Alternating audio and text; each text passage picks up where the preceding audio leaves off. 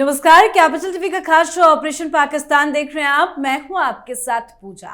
पाकिस्तान वो मुल्क जो दूसरों के घर में आग लगाने चला था, आज खुद अपने ही घर की लपटों में जल रहा है। बॉर्डर पर तालिबान से जंग, घर के अंदर कट्टरपंथियों से टकराव और ऊपर से सरकार और सेना दोनों अपनी कुर्सी बचाने में जुटे हुए हैं। यानी जंग हर मोर्चे पर है। मुरीद के वही जगह जो कभी लश्कर तैयबा जैसे संगठनों का अड्डा मानी जाती थी, वही पाकिस्तान की रेंजर्स और पुलिस ने नरसंहार कर दिया। 3 घंटे की गोलीबारी, सैकड़ों लाशें, हजारों घायल, वो भी किसी दुश्मन के खिलाफ नहीं, अपने ही लोगों पर। और जनरल आसिम मुनीर साहब वो तो गायब ही हैं। अब जरा सोचिए, जो पाकिस्तान कल तक फिलिस्तीन और कश्मीर की हमदर्दी दिखाकर खुद को इस्लाम का ठेकेदार बताता था, आज उसी के मुसलमान अपने ही फौजियों की गोलियों से छलनी हो रहे हैं। और कमाल तो यह है कि अब पाक फौज के अंदर से भी आवाजें उठने लगी है। एक सैनिक ने तो अपनी पहचान छिपाकर पाक आर्मी चीफ आसिम मुनीर के खिलाफ ही वीडियो जारी कर दिया और पूछा है कि अपने ही लोगों पर गोली चलाकर कयामत के दिन आप क्या मुंह दिखाओगे। तो क्या चल रहा है पाकिस्तान में, आपको बताएंगे। चर्चा के लिए मेरे साथ स्टूडियो में मौजूद हैं कैपिटल टीवी के editor in chief doctor Manish Kumar और senior journalist Raj Singh. Sir, आप दोनों का बहुत बहुत स्वागत है। धन्यवाद। सर, क्या चल रहा है ये पाकिस्तान में? देखिए, मैं शुरू से कह रहा था कि ये लंच बड़ा महंगा पड़ने वाला है मुनीर को, और वो पड़ रहा है। मामला देखिए किस तरीके का मुल्क है ये भाई, और क्या जहनियत है इन लोगों की। ट्रंप के गाजा पीस प्लान के ऊपर फिलिस्तीन में लोग खुशियां मना रहे हैं कि पीस आ गया, शांति हो गई, अब इजराइल का जो है मिसाइल नहीं आएगा। और इस पीस प्लान के खिलाफ पाकिस्तान में लोग प्रदर्शन कर रहे हैं। क्यों प्रदर्शन कर रहे हैं? क्योंकि पाकिस्तान ने ट्रंप के उस पीस प्लान का समर्थन कर दिया। तो ये जो टीएलपी वाले हैं, तहरीक लब्बैक पाकिस्तान, वो ये पूछ रहा है कि तुमने क्या डील किया डोनाल्ड ट्रंप के साथ, ये बताओ। और अगर आप पीस प्लान को समर्थन कर रहे हैं, आप जाकर के डोनाल्ड ट्रंप से मिल रहे हैं और कहते हैं कि नहीं बहुत अच्छा प्लान है, इससे लॉन्ग लास्टिंग पीस आएगा, तो इसका मतलब ये हुआ कि आपने इजराइल एज ए कंट्री, उसको आपने रिकॉग्निशन दे दिया। ये पाकिस्तान की पॉलिसी के खिलाफ है। आप मुनीर और शहबाज, ये सरकार, ये इजरायलियों की पिट्ठू हो गई है, अमेरिका का चमचागिरी कर रही है। यही भाव टीएलपी वालों ने लोगों को बताया और इन्होंने कहा कि भाई हम अमेरिका के एम्बेसी को घेराव करेंगे, तो निकल पड़े। अब नमक खा करके आया है मुनीर, है ना। लंच महंगा क्यों है कि अब यूएस एम्बेसी को घेरने के लिए ये लोग जा रहे हैं, तो वो तो होगा नहीं, तो फिर इनकी कमाई कैसे होगी।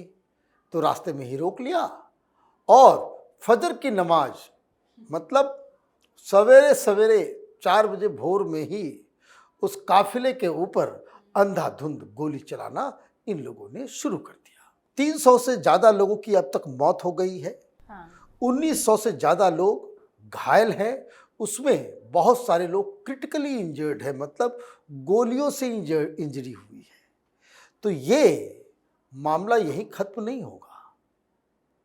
ये मामला इसलिए खत्म नहीं होगा क्योंकि आपने बताया कि आर्मी के अंदर से ही अब आवाज़ उठने लग गई है। आर्मी के अंदर कुछ प्रोफेशनल आर्मी है और कुछ ये मुनीर ने जिनको पैदा किया है, मुनीर जिसकी पैदाइश है कि जो पाकिस्तान की आर्मी को इस्लाम की आर्मी मानते हैं। अब उनको ये लग रहा है कि ये तहरीक लब्बैक वालों के ऊपर गोली चला करके आपने तो इस्लाम के लिए लड़ने वाले लोगों के ऊपर आपने गोलियां चला दी, तो विद्रोह पाकिस्तान की समाज में भी और विद्रोह आर्मी में भी, और ऊपर से बलूचिस्तान और खैबर पख्तूनवा में जो बवाल चल रहा है, कुल मिलाकर के पाकिस्तान के एग्जिस्टेंस उसके ऊपर अब सवाल खड़े हो रहे हैं। वाकई में जो कुछ भी हुआ है उसके बाद तो टीएलपी तो शांत बैठती हुई तो नजर नहीं आ रही है। नहीं, टीएलपी कभी शांत बैठेगी ही नहीं। हम लोगों ने पहले भी बात की, पाकिस्तान की एक तो जो सिविल सोसाइटी है उसमें भी ये जो मुनीर साहब ने जा करके ट्रंप की वाहवाही कर दी है और गाजा पीस प्लान को जो एक्सेप्ट कर लिया है, वो कभी सिविल सोसाइटी भी एक्सेप्ट नहीं करेगी। देखिए बहुत मुश्किल है, आपने हमेशा से उनको हाई पिच पे रखा कि इजराइल दुश्मन है, फिलिस्तीन में वहाँ पे मुसलमानों के साथ ये हो रहा है वो हो रहा है, और बिल्कुल अगले दिन जा करके आप कहिए कि नहीं सब कुछ ठीक है। अब देखिए कि ये जो गाजा पीस समिट भी हो रहा है उसमें हमास ने क्या कहा है, हमास ने कहा है कि हम इस पर फॉर्मली सिग्नेचर नहीं करेंगे। हाँ। वो इसलिए नहीं करेंगे क्योंकि वो उसमें ये कहा जा रहा है कि उनको डिसार्म करेंगे वो, और उनको वहां से निकालेंगे। उनका कहना है फिलिस्तीनी कोई भी हो, आर्म्स हो या नहीं हो, उनको तुम कैसे निकाल सकते हो। मैं कह रहा हूँ ये शांति होने वाली नहीं है। पहले तो आप समझिए, ये सुपरफिशियल चीजें, सतही शांति आपको दिख रही है जो अभी जबरदस्ती वो ट्रंप करवा रहे हैं। उसने किया क्या, ट्रंप ने एक शातिर चाल चली है। जो हमास के जो फाइनेंसर्स थे, चाहे वो कतर हो, टर्की हो, सऊदी अरेबिया हो, सबको अपने साथ मिलाया, दबाव डलवाया। तो अगर किसी का फाइनेंस आप रोक देंगे तो मजबूर हो जाएगा वो। अभी आपने उसको मजबूर कर दिया, बट उसके लिए वो तैयार नहीं है।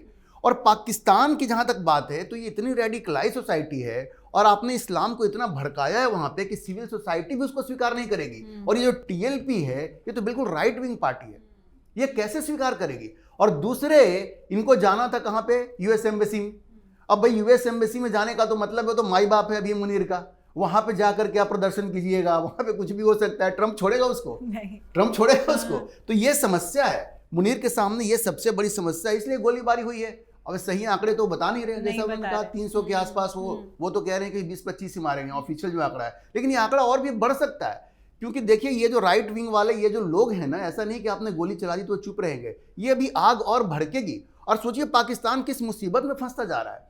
एक तरफ बॉर्डर पे वहां अफगानिस्तान और तालिबान है, वो हमला किया हुआ है, इनके घर में ये आग लगी हुई है, इमरान खान उधर जेल में बंद है। तो पूरी तरह से पाकिस्तान की स्थिति बिल्कुल खराब है। और जो टीएलपी है, अभी आने वाले दिनों में आप देखिएगा इसकी और भी प्रतिक्रिया होगी।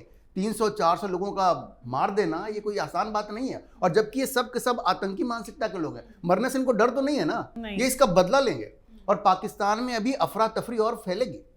बिल्कुल। तो ये जो सर ने समझाया, क्या ट्रंप की जाल में फंस गए हैं जनरल मुनीर? देखिए मुनीर जाल में फंसा नहीं है, कोई ट्रंप जाल थोड़ी बिछा रहे थे।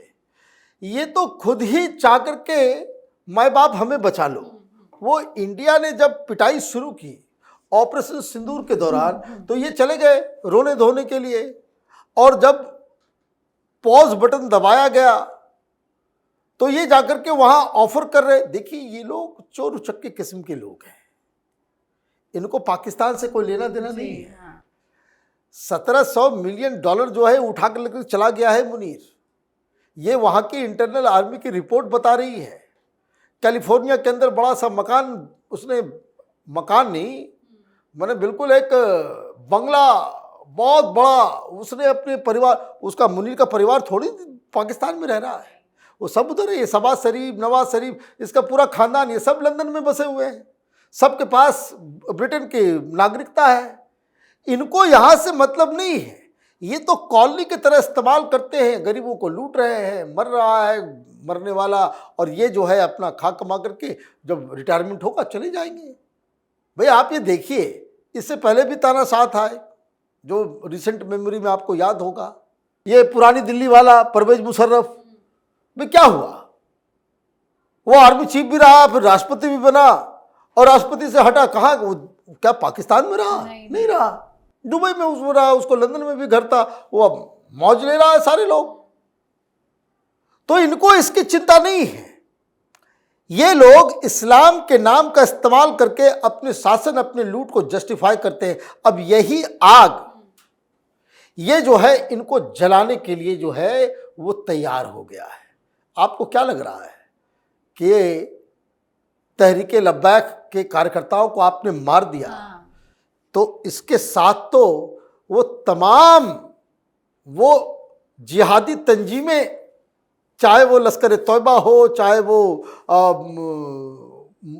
हरकतुल मुजाहिदीन हो, चाहे वो कोई भी हो, जिसको पाकिस्तान की आर्मी ने क्रिएट भी किया, वो देखेगा कि भाई इस्लाम के लिए लड़ने वाले लोगों को मुनीर ने गोली मरवा दिया।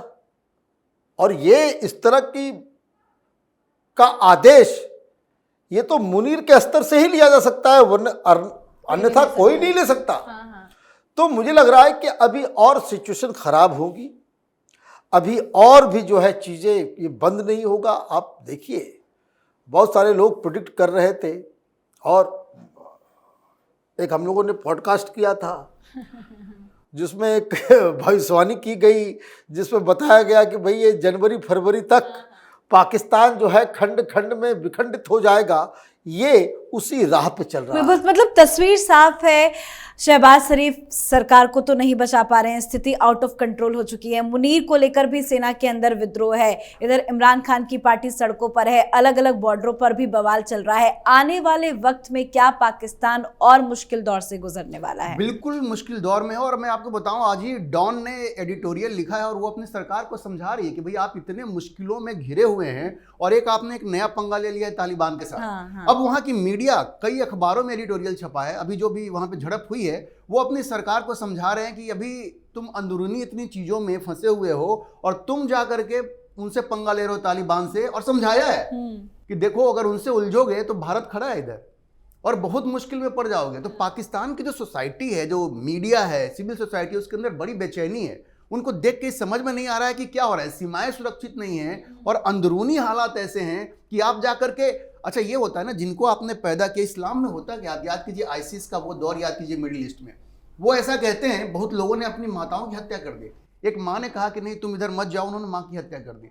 क्योंकि होता क्या वहाँ पे, उनको बताया जाता है कि धर्म सबसे बड़ा है, आपको फिर किसी के सामने झुकना नहीं है। तो अगर धर्म की बात आ जाती है, ये इस्लाम की बात आती है, तो मुनीर की सुनेंगे? ये मुनीर की भी हत्या हो सकती है। आप देख लीजिए कि पाकिस्तान में रेडिकलाइजेशन इस लेवल पे पहुंच गया है, और इसका जिम्मेवार कौन है? ये मुनीर ही है ना। आप याद कीजिए, वो अप्रैल में मुनीर का जो भाषण था वो हिंदुओं के प्रति था, लेकिन कितना जहरीला भाषण था। उसी जहरीले भाषण के बाद ये पहलगाम की घटना हुई थी। तो आपने ऐसा जहरीला भाषण दे करके अपने लोगों को इतना रेडिकलाइज किया है, और कल को आप उनको बंदूक दिखा करके आप उनको रोकना चाह रहे हैं, तो वो रुकेंगे? उनको मरने से तो डर नहीं है ना। आपको पता है इन लोगों को तो मरने के बाद 72 हूरें मिलेंगी, वो वहां जाना चाहते हैं। आपको पता है पाकिस्तान में मैंने एक कहानी पढ़ी थी, एक बंदे को फांसी दी जा रही थी, तो जैसे आगे बढ़ रहा था वो कह रहा था मुझे स्वर्ग की सुगंध आ रही है और मुझे बात तो ऐसे रेडिकलाइज लोग हैं कि उनको मरने का डर नहीं है। प्रॉब्लम क्या है कि जब रेडिकलाइजेशन होती है तो इस दुनिया के बारे में वो सोचते ही नहीं, वो अगली दुनिया के बारे में सोचना ना मरने का डर है, ना मारने का डर है। मारने का डर है। उनको लगता है मरेंगे तो जाएंगे स्वर्ग में, और वहां 72 हो रहे हमारा इंतजार कर रही है। मैं आपको बता रहा हूँ, अखबार में रिपोर्ट हुआ है, वो जा रहा था जैसे फांसी की तरफ बढ़ रहा था, वो ऐसे ही चिल्ला रहा था कि अब तो मैं स्वर्ग जा रहा हूँ। तो ऐसे रेडिकलाइज लोगों को आप रोक नहीं सकते हैं, बंदूक से आप उनको डरा नहीं सकते हैं। इसलिए अभी जो ये पाकिस्तान में जो कुछ हो रहा है, ये अभी और भयावह रूप लेगा। और देखिए दोनों वही है, चाहे वो टीटीपी हो या टीएलपी हो, ये सब इनको जो कहते हैं ना कि अंग्रेजी में कहते हैं फ्रैंकेनस्टाइन्स मॉन्स्टर, ये मॉन्स्टर आपने खड़ा किया है और ये आपको खा जाएगा, ये आपको खा जाएगा अगर इनको ढंग से। और इसीलिए पाकिस्तान की मीडिया में एडिटोरियल छप रहे हैं कि इनको आप दूसरे तरीके से हैंडल करो। अगर ताकत से हैंडल करोगे तो ये आपसे कंट्रोल से बाहर हो जाएगा। और उनको डर इस बात का, पूरा एडिटोरियल हर अखबार में छपा हुआ है कि भारत इधर बैठा हुआ है, उनको अलग ही चिंता सता रही है।